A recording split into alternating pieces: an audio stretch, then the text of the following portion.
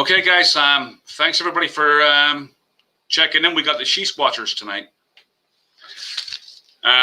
So we got Jena Grover, Hello. Jen, and Tammy.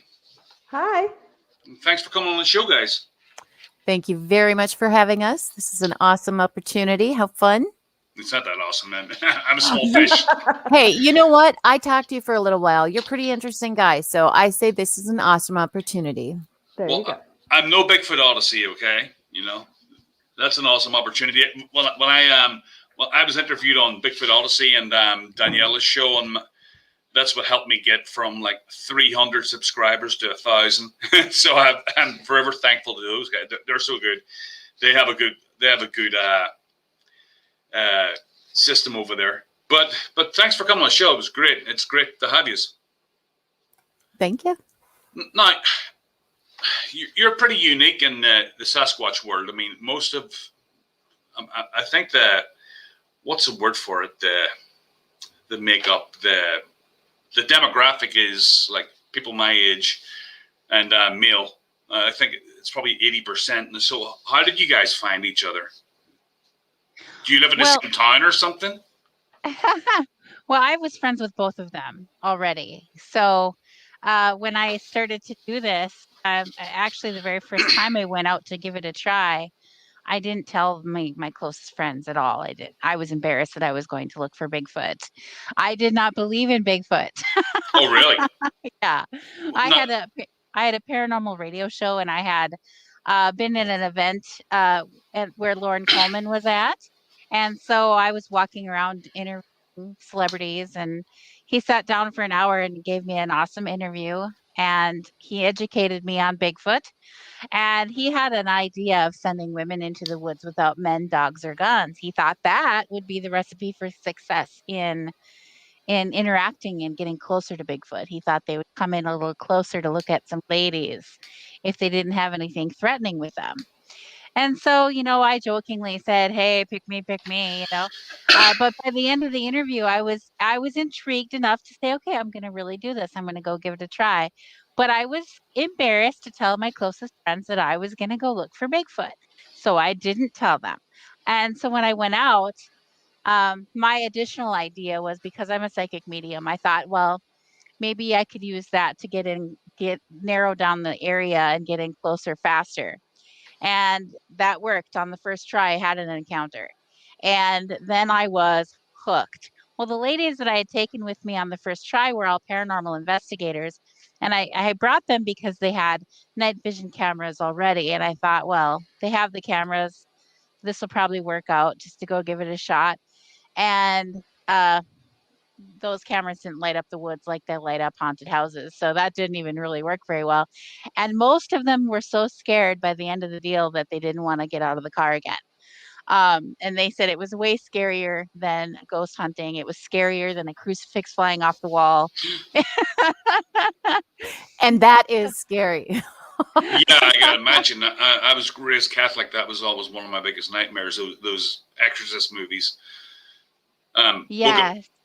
So Lauren Coleman, he's the guy. He has a Bigfoot or a cryptid museum up in Maine, doesn't he? Yes, he does. Yes. So he suggested to you guys that, or you suggested to him that a female kind of a Bigfoot crew would be advantageous. That was his idea. He was really hoping that some ladies would try it. And he said there was one that went out, and he was really excited to see what happened. But then he found out she brought her dog, and he was like, "Nope, you can't bring a dog." Yeah, dogs are, I don't know.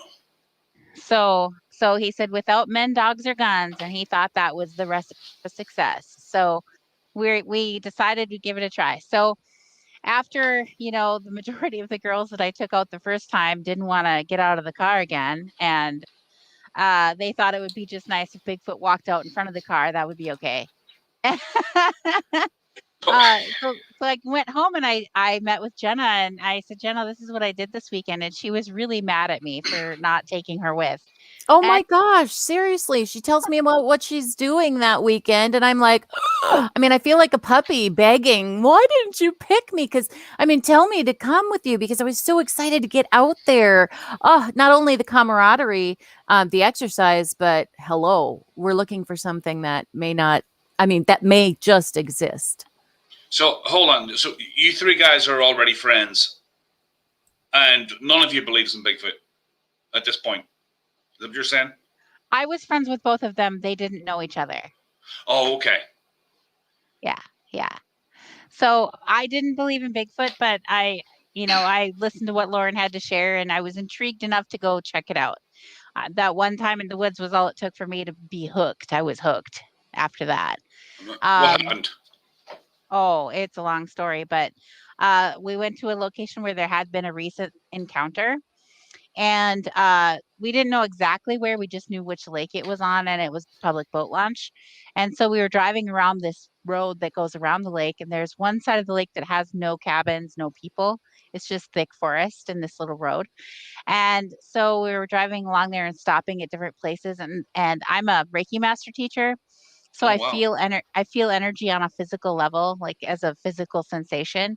And so I was asking to feel the energy of Bigfoot, and I started to feel this different energy in this one spot. There wasn't anything there that made me think that there could be Bigfoot here other than that feeling. And so I marked the GPS coordinates to return there after dark. We did return there after dark, and it was immediately upon getting out of the car that stuff started happening. One of the girls had borrowed a cheap thermal camera from somebody. She didn't really even know how it worked. She just knew if you pulled the trigger, it would take a picture. And so she handed it to me while she went to the back hatch to get her stuff out of the car. And I'm standing in the front of the car and at the front of the car, and I'm scanning the woods with this to see if I could see anything out there. And then I scanned over in front of the car, and to the left of the road, on the left side of the road, for just outside the forest, there it looks like someone standing there, and it was like a human shape. It was set to the setting where the body temperature is coming up as red and yellow. And so there was somebody standing there, and I just thought it was one of the girls that walked out in front of the car. And so I said, "Who's in front of the car?" And it was so dark, I couldn't see anything like without this. I couldn't see anybody out there. And nobody answered. And I kept saying, "Who's in front of the car?" And nobody answered. And then Marlo heard me and she ran up to see what was going on. And she looked at the screen, and she could see what I was seeing on the screen. And she looked up from the screen to see if she could see it. And she said, "Oh, I just saw eyes." And I'm like, "You did?" So I look up to see if I can see the eyes. And I didn't, but then I lost it. I couldn't find it again. It stepped into the woods and it was gone. But in hindsight, and I'm talking long time later, not even the next day or the next week, but when Jenna bought a nice thermal camera and I was playing with it, I realized that when you point it at somebody, where they have clothes on is a different color than where they don't have clothes on, right? You can see the clothes. Yeah. On this wasn't wearing any clothes. Now, how far away was it? It was maybe 50 feet in front of the car. Wow. And I asked Marlo, I said, "Hey, do you remember when we were looking through that on the screen on the thermal?" And she said, "Yeah." I said, "Did you see it had clothes or not clothes?" And she said, "Yeah, it didn't have clothes. It looks different when it has clothes." I'm like, "Yeah, that's what I thought too." So that was like a hindsight thing much, much, much later. But so we decided at that point that we were going to walk into the woods that way. So a few of us started walking into the woods on the left side where that had been standing. And we didn't get very far in before we started hearing something coming through the branches of the trees. And all of a sudden, a rock falls right in front of me, about 3 feet in front of me, and it bounces. And it was just like a little rock, like about that big. And I said, "Is that a rock?" And Marlo says, yeah, I think that is a rock. And then we hear another one coming through the branches, and it bounced right next to the other one. And then another one came. And I didn't know at that point that Bigfoot was known to throw rocks at people. I didn't know that. So that was really shocking to me. I was just, in the forest, in the woods. I grew up in Minnesota. I was always in the woods. Nothing has ever thrown rocks at me before. And so I was just like, what's happening? I don't understand, what's going on here. And so I just opened my awareness to what does this mean? And I just felt very strongly not to walk that way. So we backed up back to the road. And then we're standing there, and one of the girls says, hey, why don't we do one of those Bigfoot calls like they do on TV? And I said, okay, go ahead. And so she let out a whoop, and everybody just stood quiet, waiting to hear something. And nothing recalled back verbally, but all of a sudden something started walking towards us, not from the left side of the road, but from the right. And it's walking. You can tell very clearly that it has 2 feet, and that it's very large because it's snapping big sticks as it's walking, and you can almost you can hear that this is something of considerable weight. And so we're all pointing our cameras at it, and the cameras aren't strong enough to light up the forest like they were to lighting up haunted houses, so we Right. couldn't see what was coming. And then all of a sudden it was almost like in a snap of a finger, that sound of something walking towards us multiplied, and now something was coming from multiple directions towards us. Oh, man. That same kind of sound. And so we circled up back to back facing out, and we're all just straining ourselves trying to see if we can see what's coming. And the girls were really, really scared. And we were on an Ojibwe Indian reservation in northern Minnesota, and I am part Ojibwe. And so one of the girls said, Jen, why don't you do your tobacco thing? So what she was asking me to do was a traditional native prayer offering of tobacco. So I put tobacco in my hand and I started to pray out loud in the Ojibwe language. And I did a really formal introduction of myself. And then I thanked the little people of the forest. And then as soon as I said Miigwech Gitchi Sabe, which means thank you to Bigfoot, everything just stopped. It didn't retreat. It didn't, nothing. Just went silent. Everything went silent. And I was like, oh my gosh, that is so cool. Because I had talked to the native elders from different reservations around the area. And they told me that you could pray to Bigfoot and he would listen and he would help. And I believe what the elders tell me, but I still have this logical mind of my that I need to see something or experience something for myself in order to really fully grasp it as truth. And so when they told me that, I cherished the information, I took it in, I kept it, but I still needed to have that experience myself to go, you know what, you can pray to them and they will respond. And I needed to have that experience, because when they stopped coming towards us as soon as I thanked them in the Ojibwe language, that to me was confirmation of what they said. And so I was really excited at that point. But the girls, they don't speak Ojibwe. They had no idea what I said or what happened. They were just like, let's go. Let's go. They wanted to leave. They wanted to get in the car and drive to a different spot because they were scared. And so we did. One said, hey, let's go check out that spot where we found those footprints earlier today. I'm like, yeah, okay. And so we jumped in the car and we drove away. And they didn't want to get back out of the car again. Most of them didn't want to get back out again. So that was the really summed up quick story about what happened there. And Jena was mad that I didn't take her with me. And I shortly thereafter invited Tammy to join us, but it didn't work out for her to come on board right away. So I think it all just happened when it was supposed to happen. And now we're all 3 together. We've been together for, I don't know, 3 years now, doing this together for 3 years, all 3 of us. It goes So so lucky. quickly. But we started in 2015. So Now, So- you guys have a YouTube website, and I'm going to link that, as soon as I publish this. But so, Tammy, you have to go on 15 minutes. So, do you want to give a summary for your involvement in this and how you contribute to the whole She Squatchers thing before you've got to go on any kind of encounters that you've had? Sure. Well, when Jen first asked me if I would be on the team, I decided that yes, well, the first time it didn't work out because there was issues with everything. But the second time when she asked me, I was very ready to go. And I was like, yes, let's do it. And we took off on road trips, and we actually did one in Tennessee. We did an event in Tennessee, and John Stamey put that event on in Tennessee.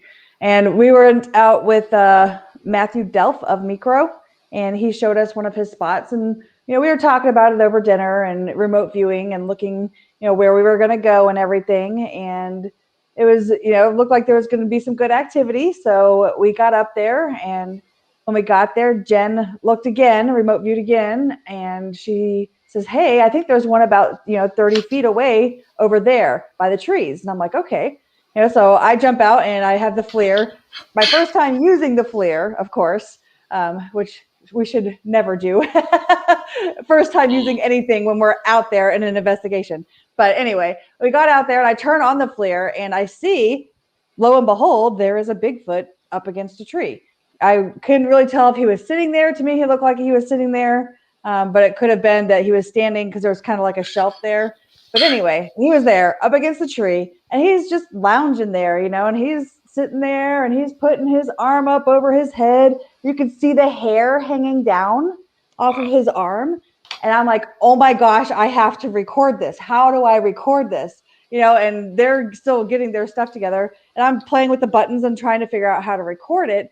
And I can't get it to record. And I'm like, guys, how do I record this? You've got to see this. Come look. He's right there. You can see him. Come look. How do I record? And so finally, Jenna came running over and she showed me how to use it because it was her equipment.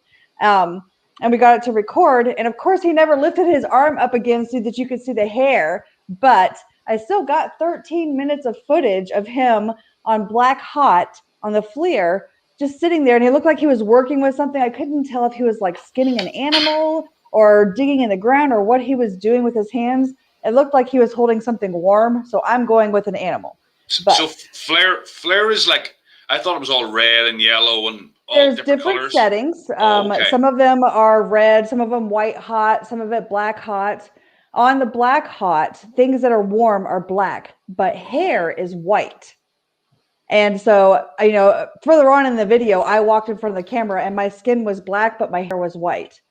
So, but this was a white being over there up against a tree, and he let me record him. He knew I was there. Wow. And he knew I was recording him, and he let me record him for like 13 minutes and didn't run away, didn't, pay any attention to us at all. I didn't go any closer and he didn't run away. So we had a pretty good arrangement there. and this is on you have this on your channel? Yes, it's on YouTube. It's Tennessee night footage, I think is what it says. It's actually, I just shared it on our Facebook page recently, so you'd probably be easier to find it on our Facebook page. I just shared it the other day. Wow, that's a pretty big find. And it was amazing. You don't know what you're going to do in that situation. You don't know if you're going to get scared and run away or if he's going to get scared and run away. And I was really proud of myself. I'm like, all I wanted to do was get the evidence on footage. So I was really happy with that. And hindsight is 2020. And next time, yes, I'd like us to get all the different equipment out and use it all at the same time to get, different views and maybe flip through the different settings on the FLIR to get it, different views of it. But in that moment, I worked with what I knew and we got the footage and I'm proud of it. I mean, I know it's definitely not professional. It's amateur footage. I don't know how to edit. We don't know how to edit. So it's raw footage. So definitely hasn't been tampered with, but I'm proud of it. Just use Filmora. That's what I use. Right. Yeah. Before I was able to go live, I could just interview everybody and via video and just use Filmora. It's a really easy program to use. I never knew anything about this either. So you had I'm just watching the chat. You guys have some fans in there. Can you guys see the chat as well? I can see it. Yeah. Hello, everyone. Hey, everybody. Hi. So as we're talking, if anybody has any questions, just put it all in caps, and I can throw it up on the screen. But we're still getting to know them. So them. She Squatchers. Them She Squatchers. That's a great name, by the way. I mean, you guys have a unique approach. Now, that kind of footage, how far away was this, Squatch? It was In- about He was probably about 30 feet away, I guess. Mm-hmm. I mean, you have these shows like Finding Bigfoot and Expedition Bigfoot, and you don't even see that kind of thing in those kind of shows. I mean, it's like after the break, and then nothing really happens. But I mean, that kind of footage is. I haven't seen it yet. I'll have to go look at that. But that's pretty awesome that you got that. And how long were you in the whole Bigfoot thing when you got that? Like, It was only like my second show, wasn't it, Jen?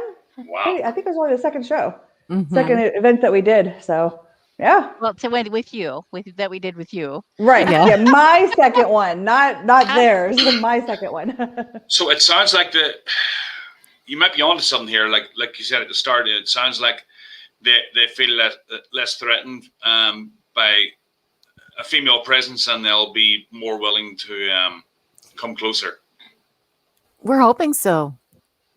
Yeah. What if you it seems to work. We actually parked the car right there because we had remote viewed that area over dinner and saw that they were there. So Mhm. we set the GPS to take us to that. So we drove right up to it. Yeah, we weren't quiet. We weren't hiding. We weren't being sneaky. We were right out there, and we were noisy, and we were just us. You Yeah. had Katy Perry blasting out of the car radio. Not quite, but I love her. Go, Katie. Yeah, I actually like Katy Perry. I really do. My wife gives me crap about liking pop. Like I'm a metalhead, but my wife gives me crap about liking pop music. But music is music. So, Mhm. I just sent you the link to that Facebook post that I did with that video. So yeah, I I'm sent gonna put to it you on up. Facebook. Yeah, I'm going to put it up at 17 minutes 30 seconds, and I'm actually going to include it in the video. I'll just put a little. They're called cards. So you can actually put little like notifications up. So That sounds like editing. If yeah, you do that. it's really easy. Who do we need to do this, you guys? It's not me. I do everything else. I can try, much but there's stuff in no here. guaranteeing. I got too much stuff going on in here. I can't put more. So You really do. So okay, so the Bigfoots will get closer to you if you're female, but what about a female Bigfoot getting kind of jealous? Just throwing it out there, like because that kind of thing happened. Do you ever hear the interview with the English lady on Sasquatch Chronicles? And she saw the Bigfoot on the beach and they were throwing seaweed at each other. Yeah, Do you ever hear that one? I heard that one recently, and that was a really cool encounter. It sounds like the female Bigfoot actually Helped saved her life. Yeah, actually, yes, you're right. You're right. Male was going after her. Yeah, but it could go the other way. It could be like, who are these chicks? You getting the attention of my my Bigfoot husband. They've I gotta go. personally am not trying to steal any Bigfoot husband, so. Ditto. No. Yeah, we got to put it out there just in case. But so now that's your involvement. So you guys both have confirmation that Bigfoot's real. And now, what about you, Jena? How does your story go? Honestly, when I joined the team, like Jen, I didn't even think about Bigfoot, whether Bigfoot was real or not. But as time went on, and Jen and the rest of the team were like, okay, this is it. And we were finding evidence after evidence, and it just didn't sink. It was like I could not accept it because it was just, I couldn't do it. I'm a person that needs to see it, prove it to me, prove it. So I forgot where I was going. What was your question? He doesn't remember either. I do. I'm just thinking of how to word it. How does your story fit into the whole She Squatchers thing? Story. Where do you come in, and what's your experience with it? I guess. Boy, well, I just came in and I wanted to discover, and Jen and I would go out into the woods and I would get into anything we'd find. As far as we found some different structures and different things like that, and I just get into it. The thing about it is you just have to go do it. You can't think about it. You have to make good decisions on what you're doing. Smart. You're not just jumping in something that would have an animal in it, of course, but But she did. She Tammy. did. Okay, so Okay. when we first found I this guess I den-like did. stick structure, I found it on the remote view, and we drove right 75 feet away, parked the car, and walked right over to it. And there was this huge, giant den-like stick structure that was built out of trees and weaved together. It was really articulate. Anyway, the bush had moved quite a lot before we got right up to it, so I knew that there was like something in this dark area. And so I was trying not to get too close to it, and I kept my eyes on it, and I wasn't looking all around. I just kept looking at this dark area and trying to like scoot around the side because I thought something was in there. And so we get around behind that area, and that was just like what I call the base of the tower. There was a 5.5 foot area down that was really dark and open. And so I was pretty sure there was something in there when we were walking up to it. But then when we got around to the side and behind there was another structure built onto the back of that was like the den-like structure. And that was really, really long. It was like the size of a Walmart aisle. And so the tower area was like the end cap area, and then the whole den-like structure was behind it, really long and rectangular. Anyway, so we get back there and we see that there's like a doorway to that spot. And you look inside, but it's kind of dark in there. Jenna's like, "You want me to go in there?" I'm ready to go in there. I'm like, "What? You want to go in there?" She's like, "Yeah." And I'm like, "Okay." Hey, you know what? I got a peek before, so I knew there was nothing in there, but it was an amazing experience, and I'd do it again. Did you have a flashlight? Oh yeah, we had everything we needed out there. We were quite stocked. So how big is this den then? Oh gosh. She laid down in it and she's 5'4". Sometimes she says she's 5'5". I'm more not like really sure. 5'5". Oh darn it. They say you shrink as you age. I didn't shrink a whole inch. It's only a little bit. I'm just saying, sometimes she says she's Okay. 5'4", sometimes she says she's 5'5". That's all I'm saying. So just being honest here. We'll say 5'5". Okay, we'll say that. That's a good Why idea. don't you just say 5'4.5", and then you're both right? All right. Jen likes to be right.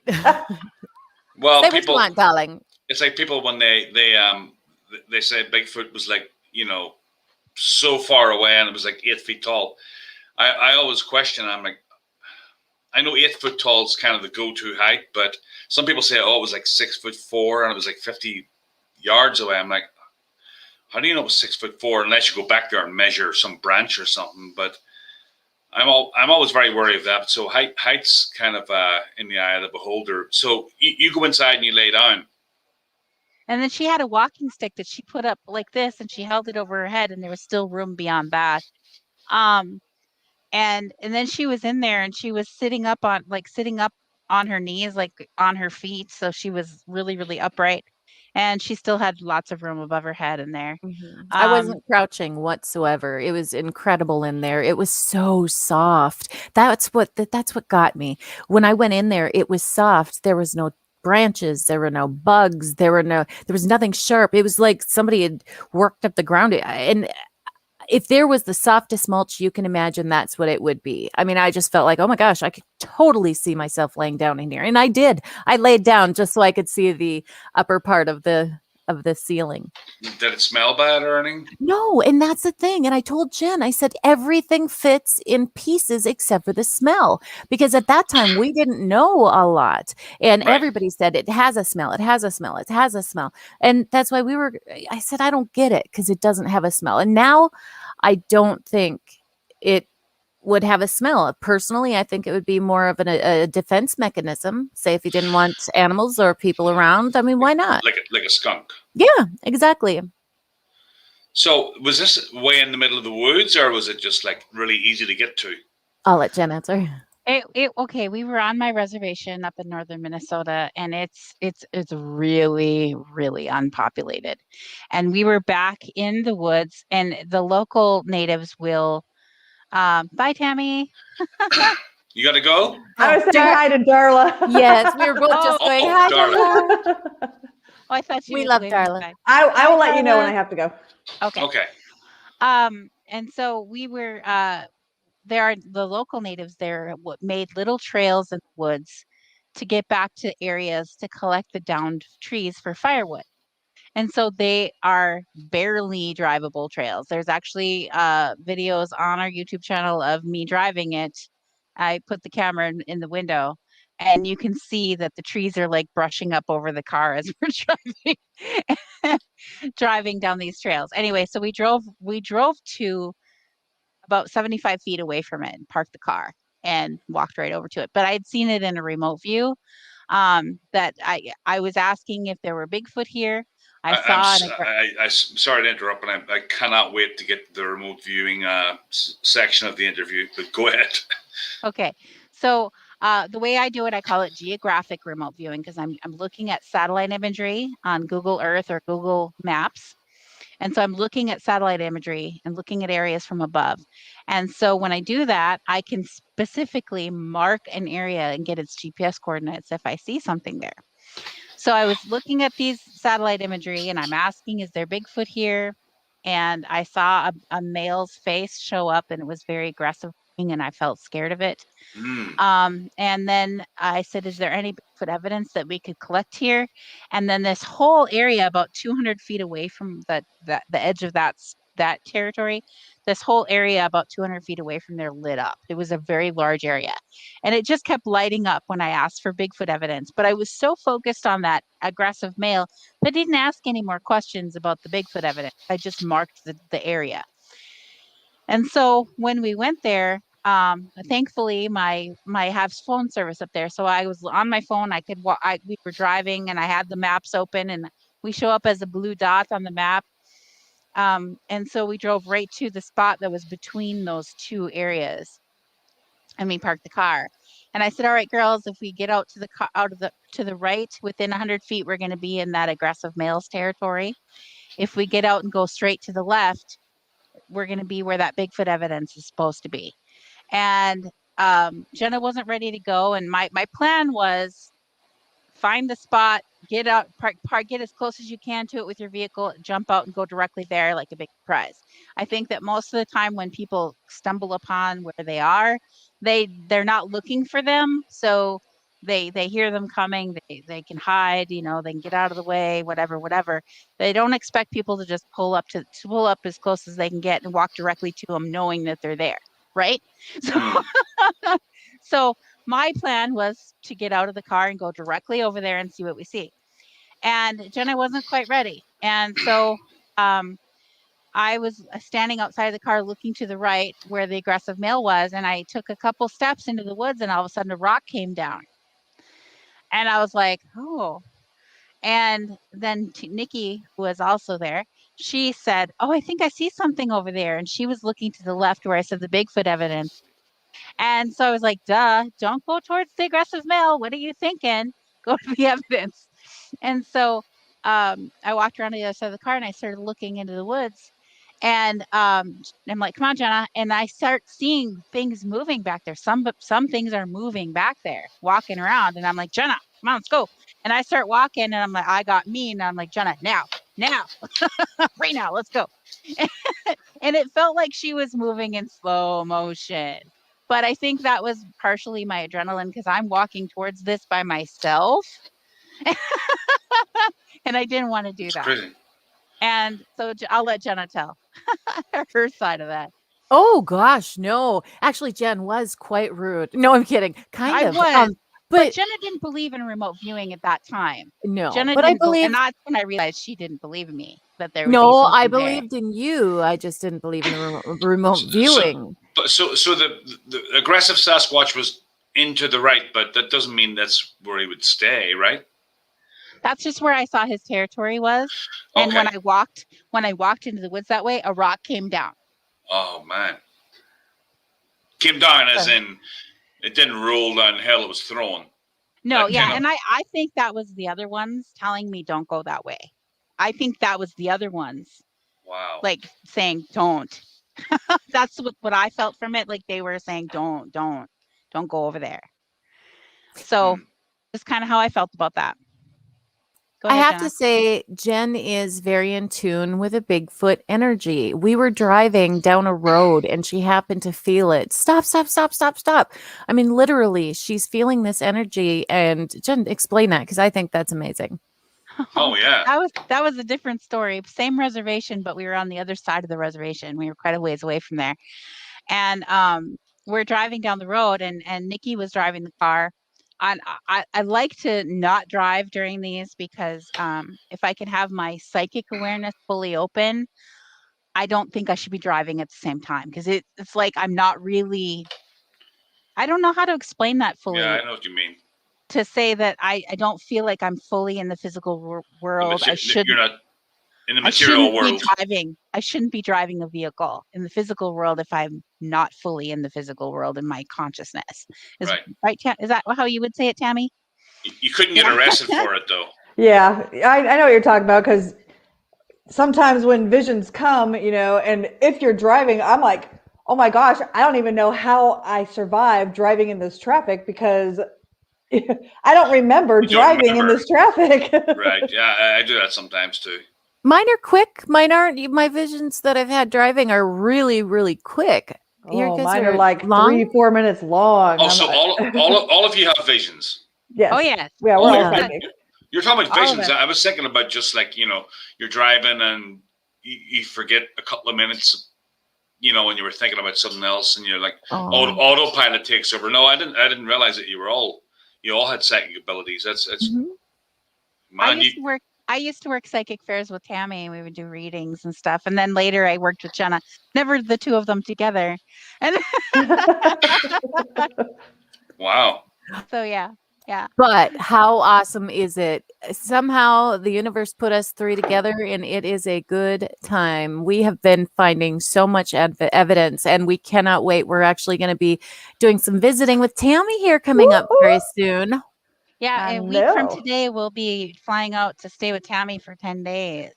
Oh, so where do you live, Tammy? Are you all in the same state or do you? I moved to Virginia Beach, Virginia because I don't do snow and cold. So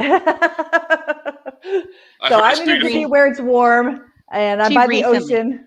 She recently moved out there. Yeah. I'm sure you visited the famous psychic, what's his name? You know. Coffee?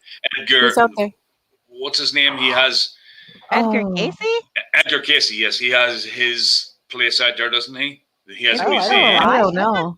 Well, no, he's not still alive. No, he's not still alive.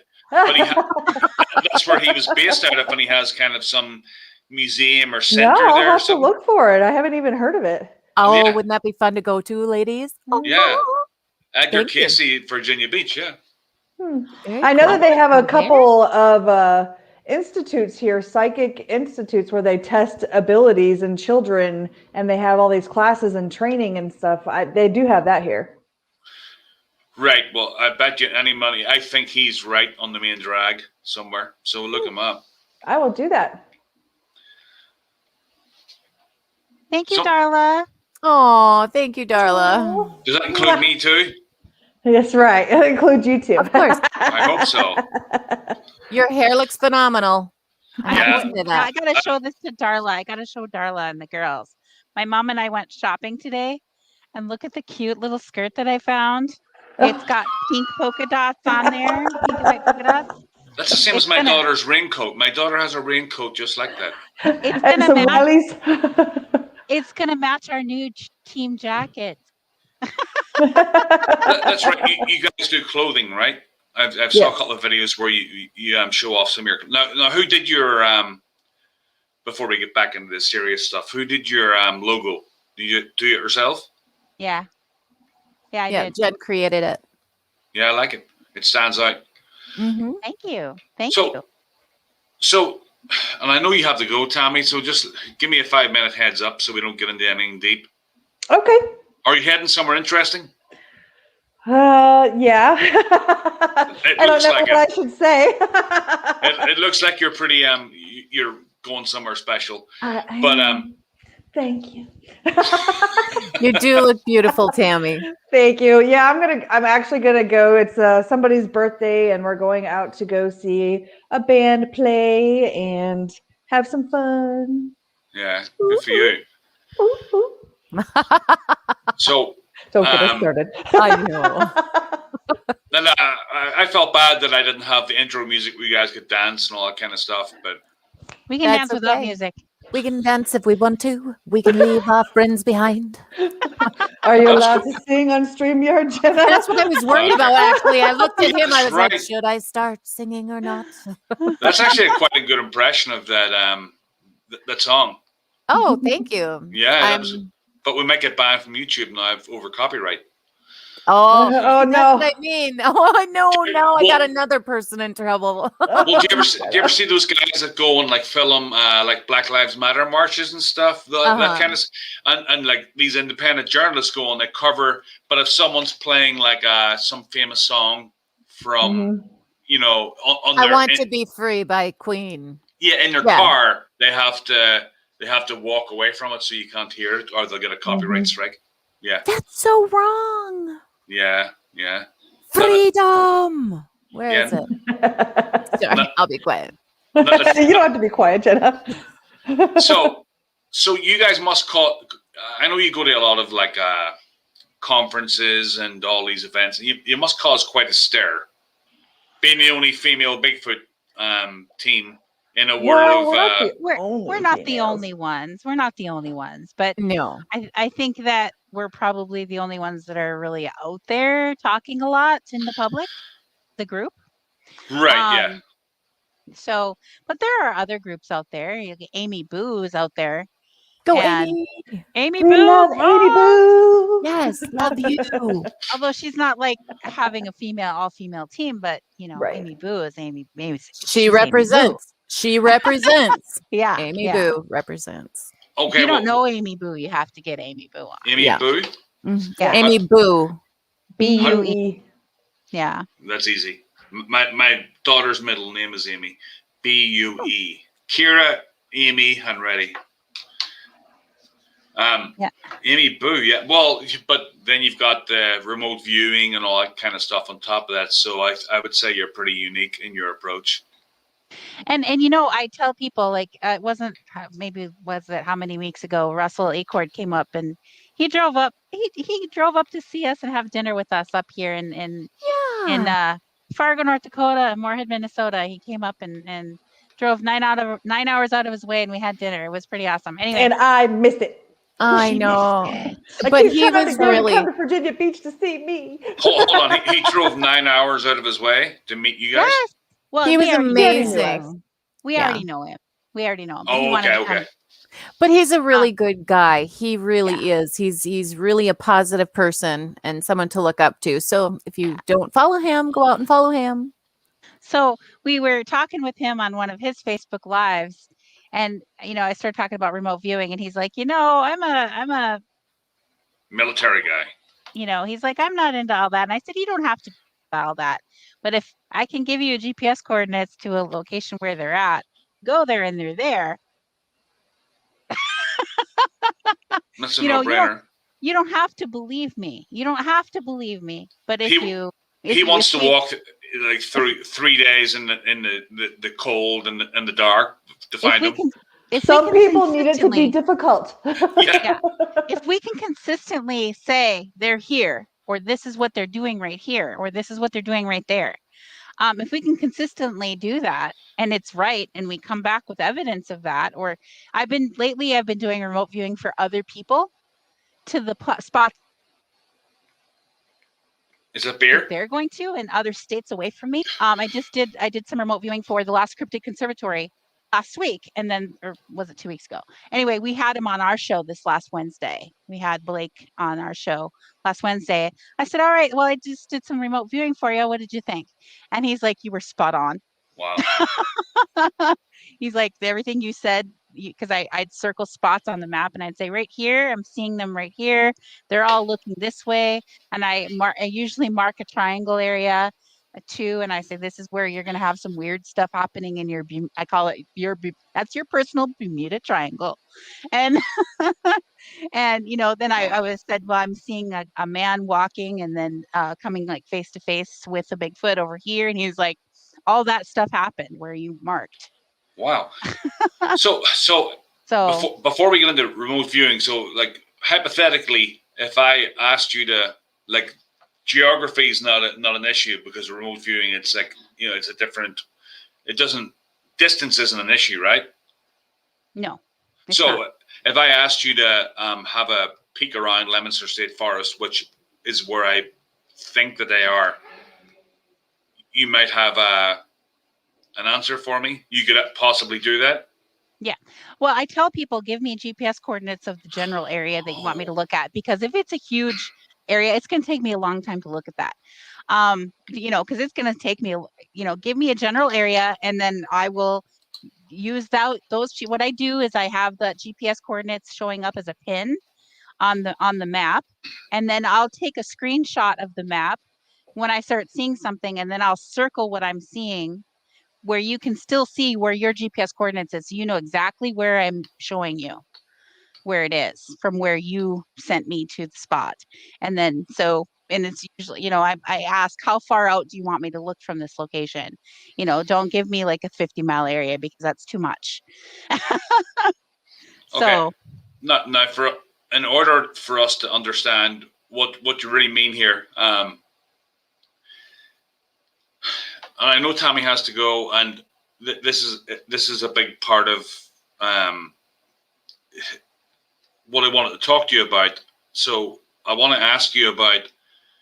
I want you to explain to people what remote viewing is for a start, but I want to learn about your methods. And I know that for me to do like astral projection, which I've done a lot of times, it's never voluntary. It just happens. So how do you like arrive? How do you get into a state where you can actually do this? And you know what I mean? Can you explain all of that in, like, I don't know, however long it takes you? Yeah, and what got you into it? For me, I've always been obsessed with looking at areas from above. Even my visions happen where I'm flying in from above. So I'm usually flying like an eagle above an area, and then I swoop down when I'm having a vision, then I'm there on the ground. But that's how I know where I am, because I'm seeing it from above, and then I know where I am. But how do you get to that? As a child, even somebody would talk about a location, I would have to go look at that location on a map, and I would just stare at it. I was obsessed with maps and looking at spots from like above. And so when Google Earth came out and Google Maps, where satellite imagery came out online, I was pretty obsessed with that. And I noticed that when I would look at areas on the satellite imagery, I would start to see things in the image that other people probably wouldn't see. And the more I looked at it, sometimes it would even turn into like a little movie, and I would gain information about a location that way. And so I was seeing things about missing people. I was seeing things about, things that happened there in the past. And these are things that I had really honed into knowing how to do this on my own prior to even knowing anything about Bigfoot or wanting to go look for Bigfoot. So when I decided, can we use this to look for Bigfoot? The answer, I quickly found out was yes. So for me, I just look at a map. I say, is there any Bigfoot here? Any Bigfoot evidence here? And then I zoom in and out, and I look around, and then I start to see things on the map where there is something. So you don't have to enter like a meditative state? So I usually do this in the middle of the night when most people are sleeping, because my phone will be blowing up all day long. And I kind of have to be in a zone, and I can't be jumping in and out talking to people all the time. So I normally do that in the middle of the night. So I tell people, yeah, okay, I'll try to look at that tonight. But if I end up going to sleep, then it doesn't happen. But I'm usually looking at it in the middle of the night. But I can do it during the day. I just have to really not pay attention to anybody else. So you don't have to. So you can just sit and hone in on it. You don't have to like. I mean, for me, like I said, it happens in the middle of the night sometimes, and I'm flying around the rooftops of my city or my town. And I've had some really crazy experiences while out of my body and stuff. But so you're saying you can do this by just honing in your attention to a certain area? Yes. And I started showing Jena and Tammy what I was doing. And what's fun is I'll send them a GPS coordinates. I'll drop a pin next to something I'm seeing, not directly on it, but next to it. and I'll just say, hey, can you look at this area and tell me what you see? And it's fun because Tammy and I were going to go to a spot in Minnesota like a year and a half ago. And we were looking at the location first. And I sent her a GPS coordinate. I said, hey, can you have a look at this? And she says, I'm seeing a Bigfoot with a mountain lion there. And I'm like, that's what I saw. They were right there. There's a Really? Bigfoot with a mountain lion. So needless to say, we didn't walk in there. Nope. All right, everybody. I gotta go. I love you. Mwah, mwah. Tammy, thank you so much. I Have hope a you have great fun time. tonight. Bye. Have Thank you. fun, Tammy. Bye. Bye, everybody. Bye. Bye. Bye. Don't do anything I wouldn't do. Oh, too late. She will. No, No, she she's doesn't a know good me. time. She's fun. Oh, So, this fascinates me. Now, okay, I want to ask a question now. Obviously, you have, it seems like a gift and it must have been inherited. Now, have you ever worked with law enforcement? I haven't worked directly with law enforcement, but I've worked with families of missing people. And the very first missing person that I found was totally on accident. I didn't know that she was missing. I started dreaming about it. And I kept dreaming that I was flying in the air and I was looking down at the river. And then I dove into the river and I was trying to get down to the thing that sunk so I could drive it back up. And I could never get down deep enough to it, but I'd wake up then and I'd be like, that is so dumb. You can't drive up something that sunk. And that is so dumb. But I kept having that dream over and over and over again. It was always in the same spot. And so I knew where that was at. It was on the river by my aunt's house. And so I called my cousin and I said, hey, three bends up the river towards town from your house. I'm dreaming that there's something in the river at the bottom. And I said, do you know of anything right there? And she said, no. And I said, well, I'm sure that there's something down there. And I wanted to know if the ice was still viable because I would have come out there with my husband's ice auger and a fishing camera and thrown it down there. And she said, no, the ice was breaking up. I couldn't do that. So I just kind of forgot about it. And then she called me, I don't know how much like a month or two later, and she's crying and she's like, they found her right where you said she'd be. And I'm like, what are you talking about? And she said, Jena Anderson, they found her in the river right where you said she'd be. She was in her car at the bottom of the river, right there. And here this woman had been missing for a year and a half. And she had epilepsy. She had a seizure and drove into the river and nobody saw her. Oh, man. And the car was at the bottom of the river right there, where I kept saying, there's something down there, something down there. And in my dream, I was trying to get down to drive it back up. So that's basically scientific proof. Yeah, I don't know. But I mean, I didn't know what it was. I just knew there was something down there that needed to be driven back up. But I didn't know that there was somebody missing. I wasn't looking for somebody. But then I was on a radio interview, a live radio interview. This was before I was doing Bigfoots. I was just doing like a psychic interview. And they asked me a spur of the moment. They said, I've got somebody in our chat room who's working on a missing persons case. They're on the search party for this boy. Could you help us? And I was like, I don't know, maybe. So they told me who the kid was and, that he was a black boy, 10 years old, and like the location he came from. And so I just kind of honed into that information and I told him what I felt. And I just said, I feel him tied up, like, and I said how he was tied up and wrapped up with a blanket and duct tape like a mummy. And I said, and I feel really cold water like the river, but there's edges like a bathtub, the width of a bathtub. Man-made edges like the bathtub. And they knew exactly what I was talking about when I said that. I said, because it's cold water. It's river water, but it's the man-made edges like this.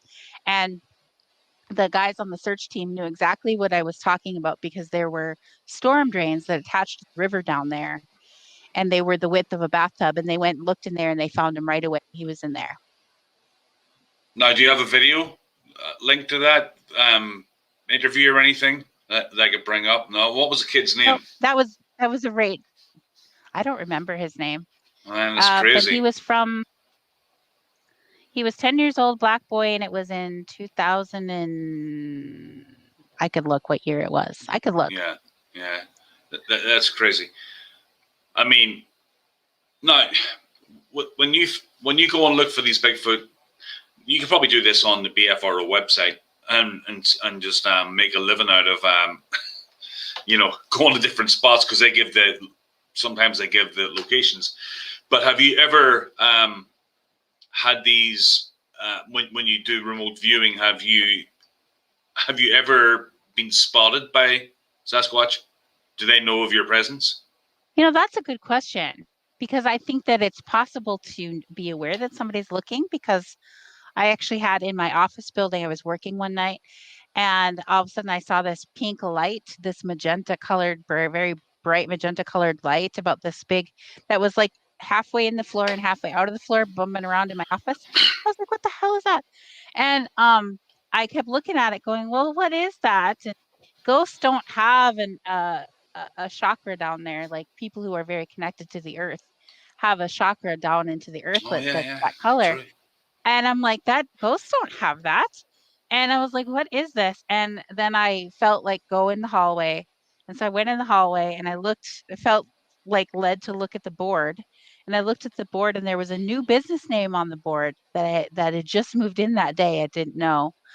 And here it was, the Association for Multidimensional Awareness. And I'm like, it could not possibly be something that cool. It's got to be something else. Like, they've got to be like architects or something. And it can't be something as cool as I would think multidimensional awareness. But Right. sure enough, they were. They were doing remote viewing experiments. And so they were remote viewing, they were in their new office doing remote viewing experiments going through the building, and I was aware of them seeing that chakra of theirs running around the building. Because So when Chris Noel went down to Florida, he saw, well, many people see this, they see orbs in the presence of Bigfoot, and he thinks that it could be tied into that somehow. Now, have you ever been contacted by some of the 3-letter agencies concerning this? no. You probably will be at some point, because I know that they have been experimenting with that since the start of the Cold War, right? They have their own people. They don't need me. True. They do. I know some of the people that were involved in the first remote viewing experiments that the government was doing.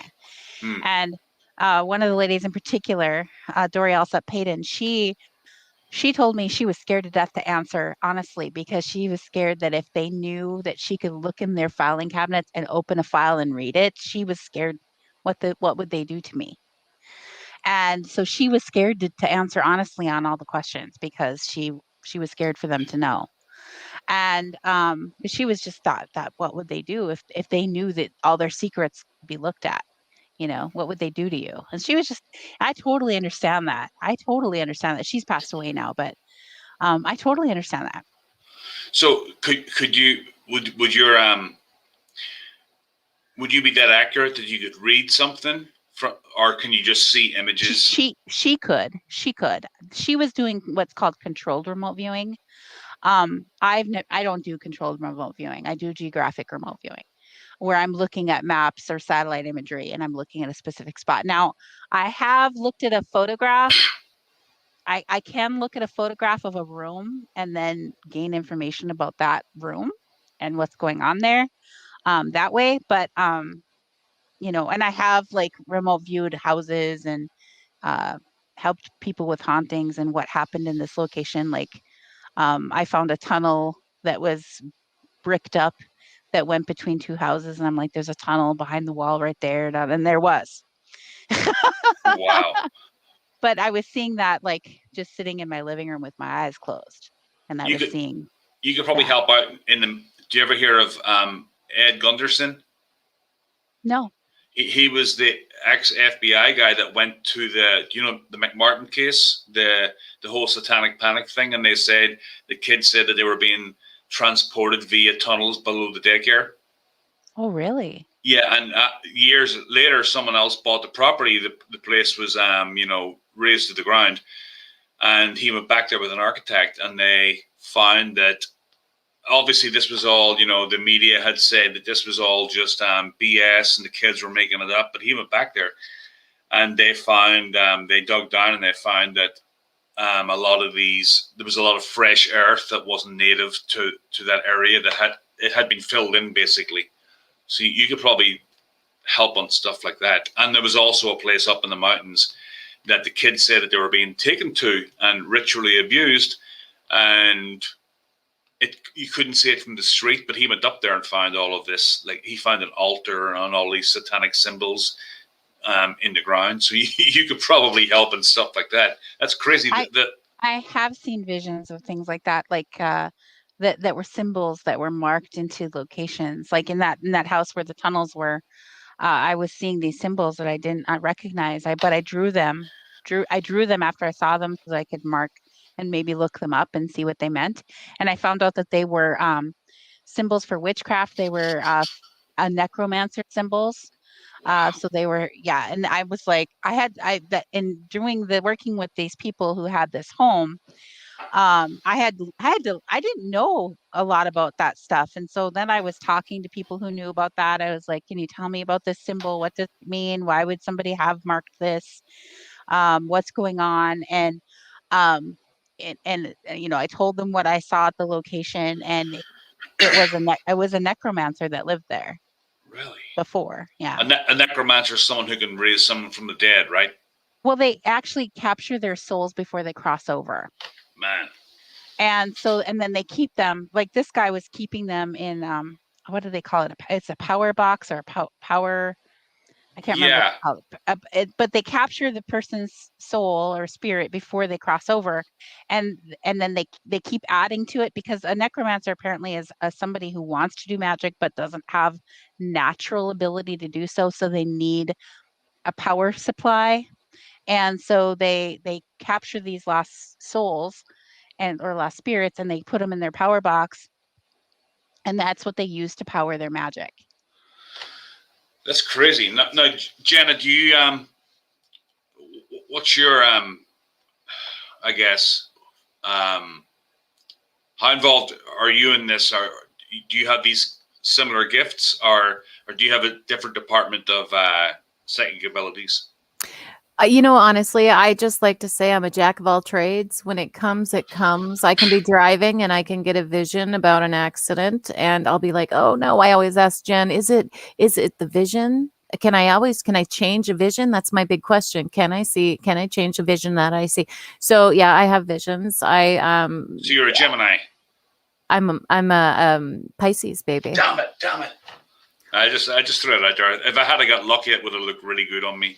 It would have. Yeah. But I used to be into astrology big time. So I hear you're a ladies' man. Oh yeah, someone mentioned that. Yeah, they were just messing around. Oh. Maybe 20 years ago, not since I've gotten old and fat. It might still work on the older girls. Maybe, but I'm kind of married, so. Okay, good. I'm kind of married. That's funny. I'm kind of married. Kind of. Well, I'm going through a separation, but I'm still a monogamous kind of a person. That's nice. So sorry, I interrupted you. So you have visions too? I do anything from I communicate with the spirits. I can cross people over. I've gotten messages from people to give to people. It's amazing the things that can come through, and the abilities that we all have. I always ask Jen, I'm like, how do I know which one I'm the strongest at? What do you think I'm the strongest at, Jen? I think whatever is naturally happening before you're trying to open up and allow things to happen, like the very prophecy? Natural, yeah, things that ahead of time, or I think you're pretty good about talking to animals. Mm-hmm. Things like that. For me, I've always been really good at remote viewing. I mean, that's been my thing. But I'm also really good with spirits, and they like me. and years ago when I was younger, I had this friend, Dorielsa Payton, and she would tell me that working with the dead spirits, she says, they're draining your life energy. And I said, no, they're not. I didn't feel any drain. And she says, they are. Wow. And I was like, no, they're not. And I couldn't feel a drain. I had so much energy that I couldn't feel anything draining. And she told me that who work with dead energy usually die younger. And like her friend Jane Roberts. Jane Roberts was the medium who channeled all the Seth material, the very famous Seth material books. Seth Speaks, the Seth material. Oh There's a yeah, very, very famous works, and she died very young, and Dory also died very young, and she was in her 60s when she died very quickly. And I had a heart thing happen in 2017, and I was in the hospital, and all of a sudden somebody asked me if if I could help because the baby got slapped by an unseen force in their house. And Whoa. so I said, take a picture of the baby and where I can see the whole room. And then he take a picture of the mom where I can see the whole room. And I looked at the picture to see what was there, and I saw the man who was there. And as soon as I saw him, I felt like I started wanting to throw up, like immediately. I had to look away. Every time I looked at it, I was like, oh, I felt that drain. And I said, I can't do it, because I was physically mending from a heart condition, and I was not well, and any drain, I could feel it instantly. And so I stopped doing a lot of that work at that point. I asked another friend to help this person. I said, there's a man there in the picture, like a spirit man in the picture. You have to handle this for me because I can't. Wow, that's crazy. Yeah. So I stopped doing a lot of that at that point in time. I mean, it takes somebody really close to me now who's asking me to do stuff like that, because I don't want to do the drain anymore. So that's why Bigfoot's a good venture Yes. for you. It's a lot. Yes. Bigfoot is so wholesome compared to a lot of stuff that's going on in I the world. don't feel drained at all when I do Right. that. In fact, being out in nature, it almost fulfills your body. It fills you up with this gorgeous energy. Right. And then, like, I think Dave Wilbanks, big shout out to Dave Wilbanks, Bigfoot and More. You guys would really enjoy his channel. He just did a video. His last video was on, is Bigfoot aggressive or not? Because that's, for everybody that believes in Bigfoot, that's the second question we have is he aggressive or not? And I think the general consensus is he's like human beings. But it's still a wholesome thing compared to the stuff you're talking about. Now, I will, I'm going to, do you guys have another while? This is fascinating. I could talk all night. I'm okay. Would you mind? I'm so sorry. I've promised my time to something else. So I will say goodbye tonight, though. But thank you so much for having us on. And Jena, she's amazing. Awesome. Yep. Yes. Well, all the questions are going to go to Jen then. Perfect. Okay. Jena, bye, thanks everybody. very much. Thank you so much. All right. Good night. See ya. Bye-bye. Okay. So, Jen, so with the time that we have left, like I said, I could talk all night because this subject absolutely fascinates me. The remote viewing plus Bigfoot. I mean, there's I could sit here at 3 o'clock in the morning. So anybody who wants to ask any questions of Jen, because I'll just keep talking and maybe people have questions for you. So I see a question about meditation for a heightened sense of awareness and having contact with other beings, like what the CES protocols are said to do. All right, so other beings. Okay, so what you're talking about are the light balls of light that are sentient people. Well, maybe people don't know that they're sentient, but they're sentient beings. They just have different bodies than we do. And yes, I have contact with them. I actually have video of them where one told me where to point my camera and you'll catch me on the video. And wow. I never put that on my YouTube channel because that was I show it to people in person. And the reason I guess I haven't put it on YouTube is because it happened when I was really on what I call my spiritual awakening, and I was on my reservation and I was in the water, and when I was contacted by them, and I just felt like this was a gift. And I just haven't felt like sharing that video publicly like that. Right. Maybe I've thought about maybe I will in the future sometime, but so far I haven't felt like it was the time. But I have shown everybody in person. Maybe you want to see it. If you see me in person, come ask. I'll show it to you. I just showed it to Russell Acord not long ago, and he took the phone out of my hand and he was slowing down the video, and he's like, "Wow, you can see that it's not coming from outside of the water. You can see that it's in the water." And I'm like, "Yeah." And he's like, "That's cool. That's really cool." So Now, when you see these Sasquatch in different remote viewing incidents, now, does it stand up to the different types of Sasquatch that people see? Is it consistent with people's reports? Or are they all different? when I look and I see a Sasquatch in a remote view, um, I can kind of tell what their personality is. I get a sense of that. I get either they're crabby or they're aggressive or they're territorial. But I'll tell somebody when I'm remote viewing for them that this looks like a very nice Bigfoot. They're not mean at all. This is a male, but he doesn't look aggressive. He looks like, family man type of guy, you know, and I get a sense of what they're like when I see them. I was doing some remote viewing work for the last few years with the Ohio Night Stalkers team up in Ohio, and talking to Mike Miller from the Ohio Night Stalkers. And I've looked at different spots that they go to, and there was one spot where I said, okay, they're all over here, and I was like, they're here, here, here, and here, and they're not exactly all very nice. And they went there and they had rocks. I mean, not just little rocks. We're talking big rocks hitting their car, and like big ones. And one came right through the moonroof, big chunk of. Yeah, it was pretty bad.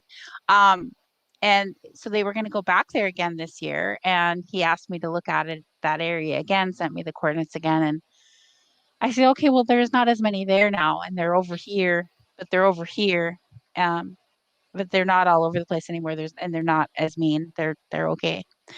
And they went there and they didn't have an issue.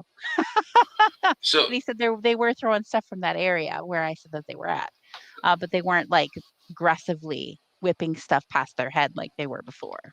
so you have to. I mean, that's a great responsibility that you have. You're telling people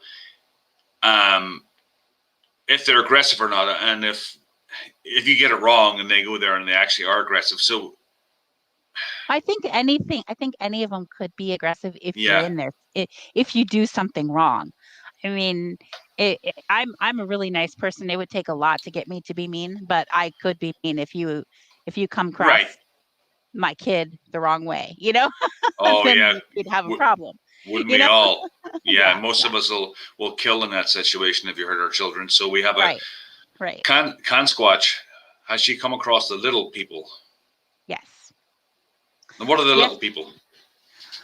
There's different kinds of little people, and they're not just all specific to one area either, because I've seen different kinds in the same area.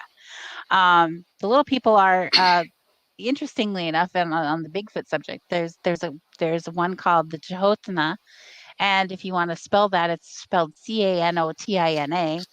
That's a Dakota Sioux word, and it's the little people of the woodland trees, and they're actually they look like Bigfoot, except they are little, and they're like 2-3 feet tall at full grown, Really? and usually Bigfoot live nearby them in the forest. So, Bigfoot and the little people have connections, So when people and see them, they just think they're like a baby Bigfoot, maybe.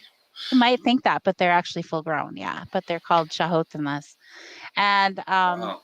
and they're really like a type of nature spirit, and all little people love the forest. They love nature. If you do something against nature, they are not going to like you. Um, you know, uh, I had my first encounter with Jehotana before I even knew anything about Bigfoot. It was years before that. I was out on my property. I was trying to cultivate some morel mushrooms in my property. So I purchased this new morel mushroom spawn that was not guaranteed to grow even if you bought it, $75 for this little thing. So I bought it and followed the directions, and they recommended working it in soil at the base of an elm tree. So I was like, "Oh, I have an elm tree way back there." So I went back there and I started trying to dig down to the soil, but I didn't realize there was all this rock on top of it. Like a farmer previously had emptied the rocks out of the field and thrown them over the hill, and they ended up at the base of this tree. Anyway, so I had to move all this rock out of there to get to the soil, and then I was loosening the soil like the instructions said, and I realized, I've taken a lot of weight off the top off of this here. Is this even good for the tree? And I stopped because I thought, I don't want to hurt the tree. So I just said out loud, like my great uncle told me, he was Native American, and he told me that if you have a question or you don't know, you just call out to the forest, call out to the spirits of the forest, and you ask, and they will guide you. And so I did that. I just said, I'm calling out to the spirits of the forest. Um, I'm trying to bring more life to the woods by planting morel mushroom spawn here. Um, I don't want to hurt this tree though, and it's occurred to me that this could be harmful to the tree. If it is harmful to the tree, can you tell me, and I will stop because I don't want to hurt this tree. And I waited for a little while, nothing happened. So I was like, well, that's my answer, I guess. So I bent over and I started to loosen the soil again. And all of a sudden, out of this corner of my eye, I see what looks kind of like a monkey, like hanging down from the tree, and growled in Wow. my ear. Wow. And I was like, okay, I gotcha. I'm stopping. Let me put these rocks back. And that was the end of that. I was like, thank you for the answer. Whoa. So and I didn't know what that was. I just knew it was a spirit of the forest, and that was answering my question. And it wasn't until years later that I was doing Bigfoot research that I started talking to Native people about different kinds of little people, and they talk about the Jehotanas. And I was like, hey, I think I've seen one of those before. That's cool. Now, how do you spell it again? Sorry. It's spelled C-A-N, Chahotana, T-O-N-A-T-I-N-A, C-A-N, Canotina, C-A-N-O-T-I-N-A. Canotina. Got it. That's how it's spelled, but it's pronounced Chahotana. Okay, so we got another question from Jackie Myers Lohman. Do you mind speak with them? Good question. I have not officially, no. And I talk to people who do that, and I haven't had like words put into my head from a Bigfoot directly that I am aware of. I have feelings. I get inclinations like, we don't want you over here. We don't want you to walk that way. But I'm not hearing a voice that way. I just get a feeling. So every psychic has their own what I call a psychic vocabulary that they create with their senses and their spirit guides, or however they communicate with their senses. And so what means one thing to another person could mean another thing to another person, because it's their personal language that they've developed with their senses and their experiences. Like for me, my mom, this is just one example. My mom, when I was a kid, she used to tell me when I grew up, that I needed to buy this kind of salt. She'd show me the container, and it was the Morton's salt with the girl with the umbrella, right? Yeah. And what she really meant was to buy the iodized salt with the iodine in it. But I just remember the girl with the umbrella. That was the kind of salt to buy. And so I had a client one day. Now we're zooming ahead really far. I had a client one day, and she said that, and she was a doctor, and she said that she was having a medical problem, but she couldn't figure out what it was caused by, and neither could her doctor. And she said, if you pick anything up, let me know. And I'm like, okay. So I asked the question, in my mind, I asked the question, what's wrong? What's going on with her medically, that, what's causing the problem? And I started to see the girl with the umbrella on the salt container. And I was like, okay. And I said, what are the symptoms of a iodine deficiency? And she went, oh, high blood pressure? Iodine deficiency. She didn't have enough iodine. Yeah. And so, because that's what that symbol means to me, is iodine. You need to have that, because that's what that means to me. That symbol of seeing that girl with the umbrella, you need that kind of salt with the iodine. So that's when I saw it. I said, what does iodine deficiency, what are the symptoms of that? And she's like, oh, that's what it is. Wow. Yeah. So I mean, what I see and how I receive information is different from what other people do, and it's always different between one person to the other. So how about someone like me that has had experiences out of the body, hone their skills. I mean, I have no patience, so I'm not going to sit there and meditate and listen to. Like, I have done meditation. I was into Buddhism for like 4 years, but what would be not a shortcut, but what would be a good way of like honing those skills? If I know that that's possible, how would you do that in an awakened state, if you know what I mean? Or do I have to go into some kind of trance like state to achieve that? Well, I'll tell you what I did. I became a Reiki master teacher. And so when I started to learn how to bring energy, extra energy into my body and push energy out into somebody else for assistance, that's when I really, my whole awareness opened up more than it was before. I mean, I was always knowing things and experiencing things in my life, but it was then that I really, really opened myself up and let it happen. And because when you're doing Reiki, you have to feel those subtle differences in the energy, and you have to let that energy guide you. And through that process of just allowing it to communicate with me that way, um, and guide me to know what is needed where. And then I would start to see things. And I mean, it would just happen. So that's how I opened mine up even more and let it happen. Where prior to that, I was always trying just to be normal. As a little kid, I tried to make it stop. I tried to make it go away. I never wanted this. When I would see things that I didn't want to see, I mean, so it would be really scary to me sometimes. Right. I would see that somebody was going to die. That's me. And, or that I could stop that person from dying. And then you have to convince somebody to take action right now. And, I've sent people to the hospital. Go now, you go right now. You have to go right now. And I start crying and, shaking them. You go right now. You go to the hospital right now. You're dying, and they go in and doctor says, why did you come in? And this girl freaked out. And they're like, well, you're lucky because you had a grand mal seizure while you were asleep and your brain was swelling. If you had waited till you had symptoms, you'd have died in the car, and things Man. like that, when you you don't want to be weird. I didn't ask for that to happen, but it did. So John Hodges has a quick question here. Yeah, he's got a spot down in Oklahoma.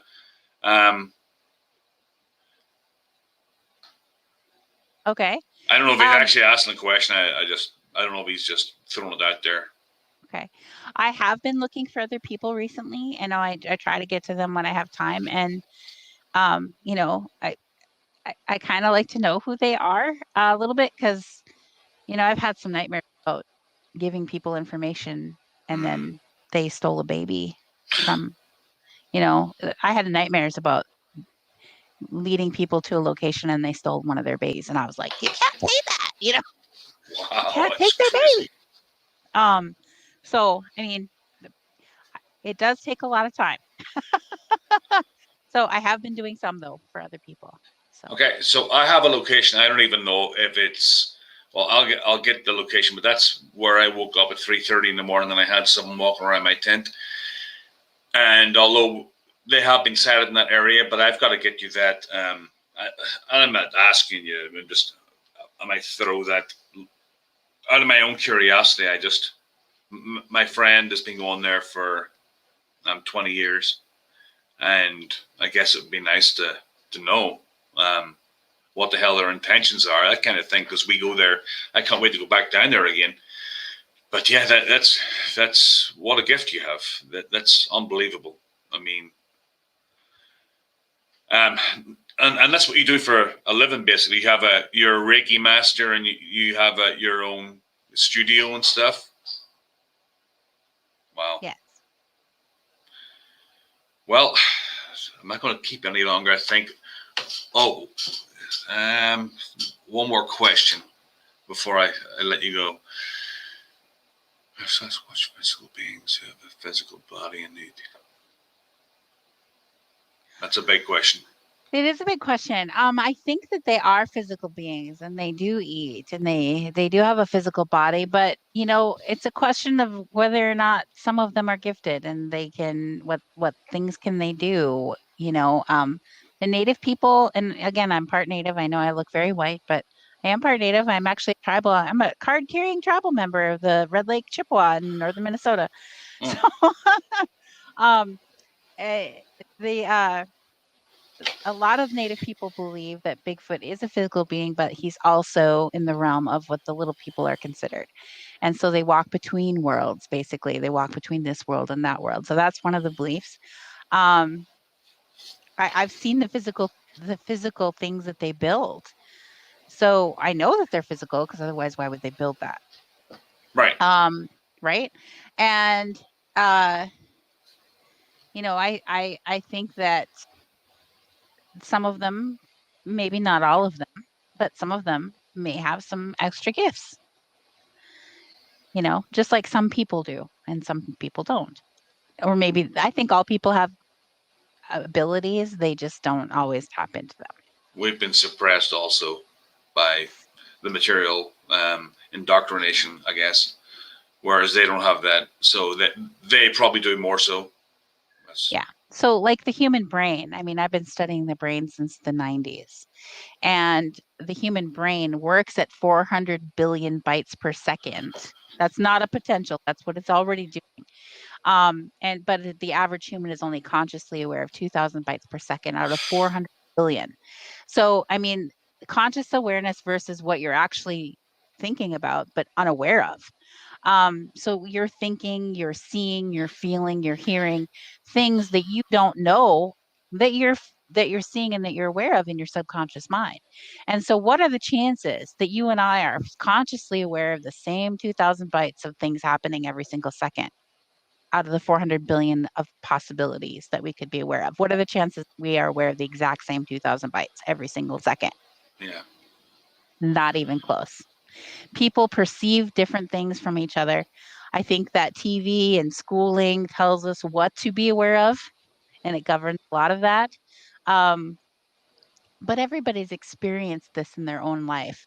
Like when I bought a car, I bought a 2003 GMC Envoy, but I had never noticed those cars on the road before until I started looking at one on the car lot. Yeah. And all of a sudden, I bought this car, and everybody's driving one in the same color as mine. And I'm like, where did they come from? I started a trend, but Yeah. but it was they were always there. I just never noticed them before. Yeah, everybody.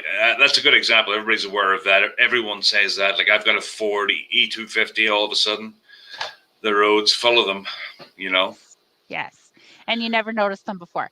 So like that happens. Like there's all this stuff that's going on around you, not consciously aware of, but it's still there. It's still there. And the same thing goes with all of our awarenesses and so I really like to ask people, what do you see over there? What is that? What are you seeing over there? A lot of adults don't see fireflies anymore, even though they're there. Kids point them out to them. Yeah, that's true. Yeah. So their conscious awareness has just gone away from that.